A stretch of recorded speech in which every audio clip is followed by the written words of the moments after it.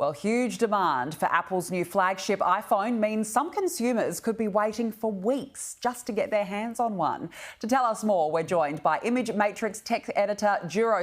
Djuro, good morning. Good to see you. What is happening with the iPhone 14? Good morning, Danica. Great to speak to you again. And this is the iPhone 14 Max. And I've got to tell you, it's really hard to get. I went online last night to check it out.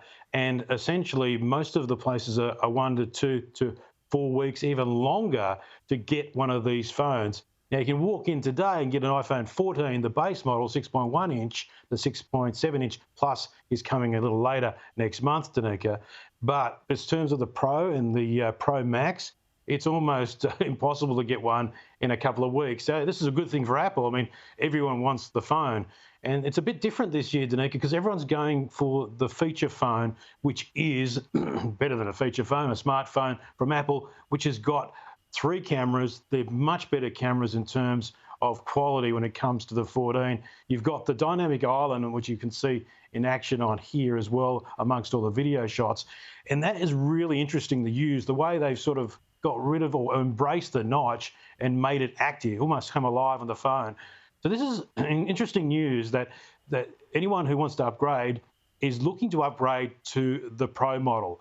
And it is a big change, I think, this year, where people were just happy to get the new iPhone. No, people want the Pro model this time around because there's a pretty significant difference in what the two can do. And there is a price increase, of course. Don't forget, if you trade in your phone, you can get more than $1,000. So, Danica, I think it's a big wait for some people. I did find out of the best of them last night, Telstra, I went on their site, their wait wasn't as long. But if you didn't get in early, you might be waiting for a little bit. Or you could just rock up to a store and take a punt. Yeah, why not? But Apple would be very pleased that the demand is quite high, as you said. Now, Djuro, I understand that these new iPhones have tougher glass. So will we still need a case? Yeah, this is a question. I mean, people freak out when I walk around with a phone with no case, and I say it's okay, I can take care of it. So the glass is, the ceramic shield on this is really hard. But the thing at the back here, the camera array, they're getting so big now, Danica, that you have to start looking at taking care of it. And that's a vulnerability. So I've got a few cases here. This is an attachment from EFM. They do really good cases, but you can attach it to the back of the camera array, and that'll protect your glasses. They're pretty tough, but the glass here needs to be protected. Otherwise, you won't be able to get great photos. And don't get a really cheap one or a brand you don't know, because it might impact the quality of the photographs. So between companies like EFM, I've got one from Zag here to Belkin, you can take care of your phone in another way at the back, because this adds a little bit of just a little bit of dimension to the back, so it flattens out your notch and it doesn't flip around on or wobble around on the table. So that's a little hint to look after the camera array at the back, because that can be vulnerable because it sticks out. It might hit your car keys and stuff like that, and you don't want to wreck your camera. And I know you had a great trip to Europe recently, Nick, and you wouldn't want to ruin your photos.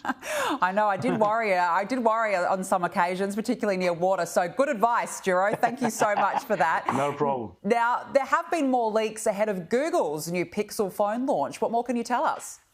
Yeah, you know how everyone tries to keep things secret, like Apple, but Google, they don't really care. Stuff just leaks out about their phones. And it's good, too, because we get an early look. You're looking at some quick renders here of the Pixel 7. This is the last new one I got in the corner of the screen here, the 6 Pro. And they're the smartest phones you can get. And we're all looking forward to it. But also, they released more of the watch, the Pixel Watch. Can't wait to see that.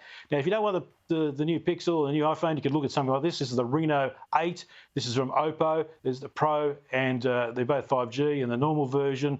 So they're priced around the same area as you'll get for the new Pixel phone coming out in a couple of weeks' time. But the Reno phones, the Oppo phones, are really good. They're very light, they're incredibly light, and just really nice in terms of the manufacturing. The camera bump here is just, it's part of the actual chassis here. So it's really, really nice. So that one's from Oppo, and that'll be around the same price as you'll get essentially for the new Pixel phone. And the colour looks nice as well, so that looks like a nice feature there. And for parents worried about the impact of blue light in devices, I mean, this is something that's been spoken about quite a lot, that you've got a solution. What is it? Yeah, and this could be one of the solutions for you, Danica. And this is the next paper, and it's from TCL. This is a 10-inch tablet, and as you can see here, you're manoeuvring it around. It looks a very matte finish. But what they've done is they've put all these filters in place, and it cuts down an enormous amount of blue light. So if you have a lot of blue light, particularly before you go to bed, it's going to keep you up all night, and it can get strain. It can strain your eyes. Quick science lesson, blue light is the most energetic part of the waveform, the visible spectrum for us. So that high energy is going to make sure that you're going to be staying up later, and it will strain the eyes. So parents who want to make sure that they are getting pretty good eye treatment, because we've got so many devices, so many hours looking at them, this is not a bad way to go. So that's the next paper. It's sort of, it really does feel like, as you can see there, you're drawing on paper, because it's got that matte finish, and you can see from any angle. The light rejection's great. It's not the most powerful tablet going around, but everything's a compromise here. But that's something to look at. It's the TCL NextG, next paper. And I think if you're looking to cut down on the blue light, and look at that, it handles the reflection so well, then this could be the way to go. It looks great, and really good advice as well. I think you've got the best job. You get to test out all these new devices and come on the show and show us. Djuro, great to speak with you as always. Thank you very much.